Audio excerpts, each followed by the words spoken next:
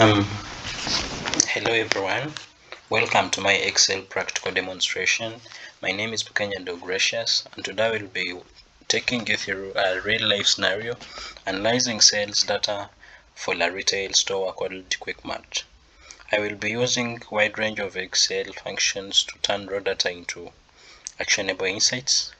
So let's get started. First of all, let's set a scene.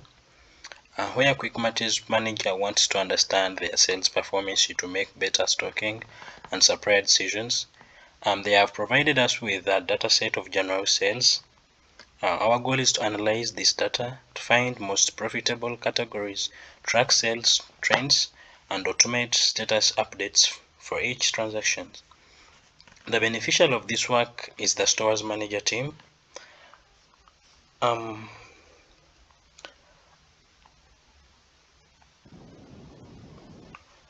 This is the data set we will be working with. It has over 20 rows and 12 columns, 20 rows and 12 columns, including date, product, category, quantity, unit price, unit cost, and several calculated columns. Note that all data is already prepared and formatted as a table. I have already used the data validation to ensure that category column only accepts specific values like grocery and diary. I have used the remove duplicates feature to ensure data integrity. Now let's dive into this analysis. The first thing we did, or the first thing I have done here, was to set up calculated fields. The total sales in column G, the total sales in column G here, uses a simple multiplication formula, quantity times the unit price. That's the price for each commodity. Similarly, the total cost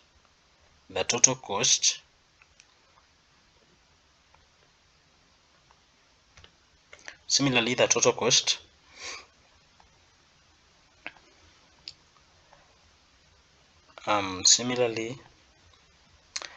cost is column I, and that is quantity times the unit cost. The most important metric is the profit in column J. That is column J. Here I have used the formula of total sales minus total cost. This is a basic arithmetic operation, but it's the foundation of this analysis. I have a cell here of remarks.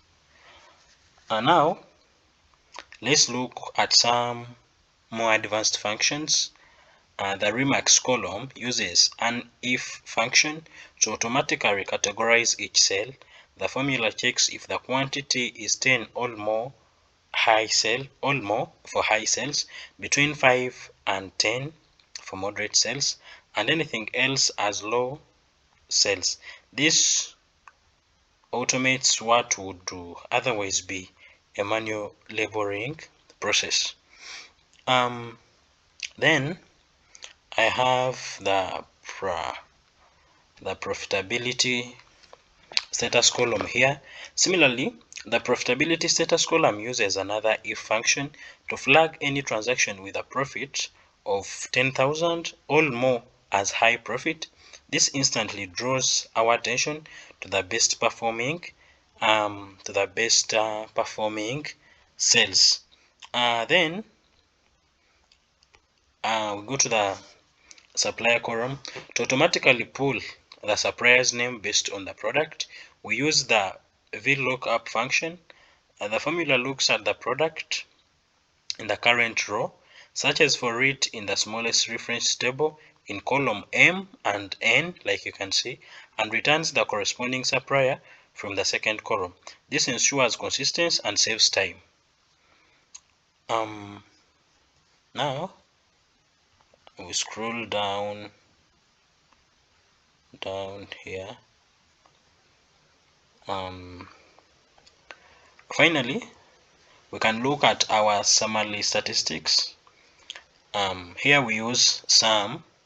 Here we use sum to get the total quantity and profit, average to find the mean unity price and profit, then maximum and minimum to identify the highest and lowest profit values and quantity sold. And in cell B25, this one, we use count if to count how many transactions belong to the grocery category. The formula is count if, in brackets table 1, then we put category, comma, then grocery. Now we can cross to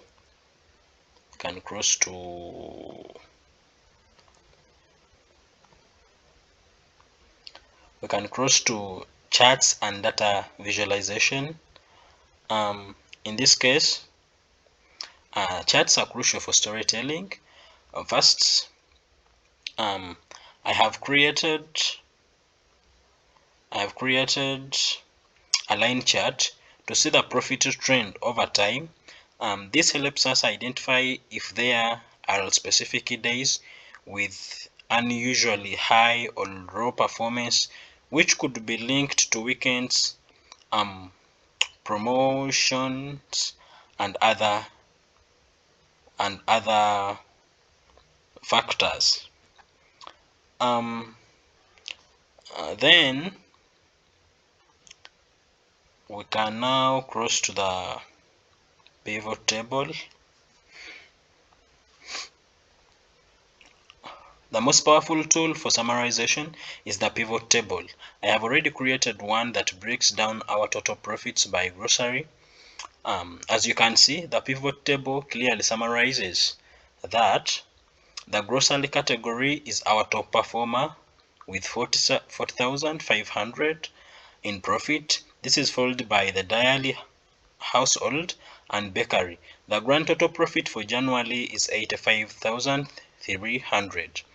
This summary provides the manager with the clear, high-level insight they needed.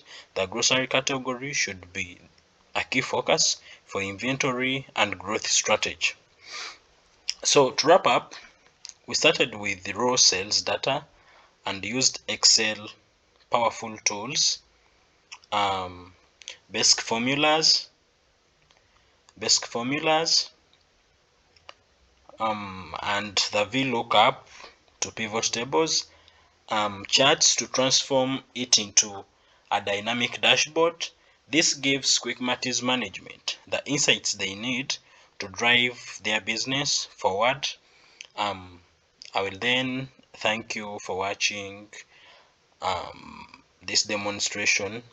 Hope it will be helpful to those that will love to learn and to those that want to give me clarity on where I've gone wrong and things of the kind. So thank you very much. You have a nice time.